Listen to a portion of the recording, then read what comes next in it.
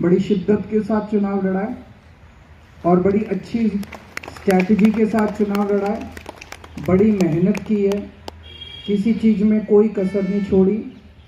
तो हमें अपने आप को कंग्रेचुलेट करना है कि हमने अपना कर्म अच्छा किया। फल तो ऊपर वाले के हाथ में है, फल तो हमारे हाथ में नहीं है, पर कर्म में हमने कोई कसर नहीं छोड़ी। आप अपने भी लेवल पे सोच लेना कि मैंने काफ़ी सोचा कि ये वाला चुनाव दिल्ली के लेवल पे जो नैरेटिव था और बहुत सारी चीज़ें थी, कहीं भी किसी भी चीज़ में मैं ये नहीं समझता कि हम ऐसे नहीं ऐसे कर लेते, ऐसे नहीं ऐसे कर लेते, वैसे नहीं वैसे कर लेते। और इस सारे चुनाव के जो हीरो हैं वो आप लोग हैं, क्योंकि जो आपने बर्दाश्त किया, मैं कईयों को जानता हूं, आप लोगों से कई में से कईयों को मिलता था। कोई रात को 10 बजे आता था मेरे घर, कोई रात को 11 बजे आता था। जिस तरह का दबाव आप लोगों पे डाला गया, जिस तरह का धमकियां आप लोगों को मिली, आप में से बहुत लोगों को बहुत गंदी गंदी धमकियां मिली, ये कर देंगे, वो कर देंगे, बर्बाद कर देंगे, ऐसे कर देंगे, वैसे कर देंगे। यहां जितने मेरे सामने चेहरे बैठे हैं, आप सब लोग बड़े आम लोग हैं, आप कोई गुंडे नहीं हैं। जैसे दूसरी पार्टियों में गुंडे होते हैं ना, तो मेरे को कई लोग इस बार चुनाव के दौरान कई दूसरी पार्टी वाले भी शामिल हुए।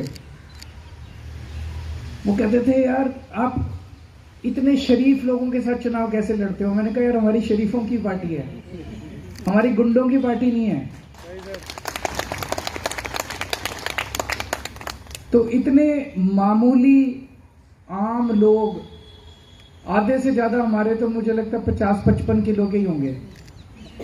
उनको देख के लगता ही नहीं कि राजनीति करते हैं। हमारे कई सारे कार्यकर्ता बिल्कुल पतले सिकुड़ों से हैं, और उन्हें जो बड़े बड़े उनको धमकियां मिली और वो खड़े रहे। ऐसा नहीं कि वो गुत्था उनसे हो सकते थे सामने, लेकिन उनके अंदर हिम्मत थी, उनके अंदर जज्बा था, दिल के अंदर जज्बा था। उन्होंने कहा देखा जाएगा। मेरे पास ऐसे, वो तो यहाँ मौजूद नहीं होंगे, कई सरकारी अफसर भी आए, बोले जी देखा जाएगा, अब नौकरी गई तो गई, देखा जाएगा। अति कर दी इन्होंने। तो उसके सामने आप लोग खड़े रहे। ये कोई छोटी बात नहीं थी, ये बहुत बड़ी बात है, ये बहुत बड़ी बात है। इन लोगों को ये लगा था कि ऐसे कर लेंगे तो गुंडागर्दी करके तो एकदम वॉक ओवर होगा। वॉक ओवर नहीं दिया हमने, हम अच्छा लड़े। उन्होंने लाखों रुपए, आप में से मेरे को पता है किस किस को ऑफर किए थे, कई लोगों को लाखों लाखों रुपए ऑफर किए। आप लोग टूटे नहीं, है ना? आपको भी किया था। वो देखो सबके हाथ उठ रहे हैं। पैसे ऑफर हुए, कईयों को पैसे ऑफर हुए, धमकियां भी कईयों को मिली, पैसे भी कईयों को ऑफर हुए, आप लोग टूटे नहीं। ये आपका भगवान के साथ रिश्ता है, जो आप लोग टूटे नहीं, आप सच्चाई के रास्ते पे अडिग रहे। मेरे साथ तो रिश्ता है ही है, वो रिश्ता जिंदगी भर चलेगा। ये रिश्ता एक चुनाव का या 2 चुनाव का नहीं है, ये रिश्ता जिंदगी भर चलेगा। लेकिन ये जो आप सच्चाई के रास्ते पे डटे रहे, ये धर्म का रास्ता है, और इस पे आपको अपने ऊपर गर्व होना चाहिए। आपको मायूस नहीं होना, जरा सा भी मायूस नहीं होना, जरा सा भी कमजोरी नहीं लानी। हम राजनीति में किस लिए आए थे? हम राजनीति में सत्ता का खेल खेलने के लिए नहीं आए थे इनकी तरह। आज 10 साल हो गए राजनीति में, हमने पैसा नहीं कमाया। ये जितने आरोप लगाते हैं, लेकिन जनता जानती है, अगर जनता को पता नहीं हो, हमने एक पैसा नहीं कमा। हमने भी अगर इनकी तरह पैसा कमाया होता तो ये 1100 बांट रहा था, सोने की चेन बांट रहा था, हम हीरे की चेन बांट देते। ये एक जूता दे रहा था, हम 2 जूते की जोड़ी दे देते। हेलो हेलो हेलो, हम भी बांट सकते थे। हमारे पास बांटने के लिए नहीं था, और ना हम बांटना चाहते। हम इस किस्म की राजनीति खत्म करने के लिए आए हैं, इस किस्म की राजनीति करने के लिए नहीं आए। इस किस्म की राजनीति का सामना करने के लिए आए हैं।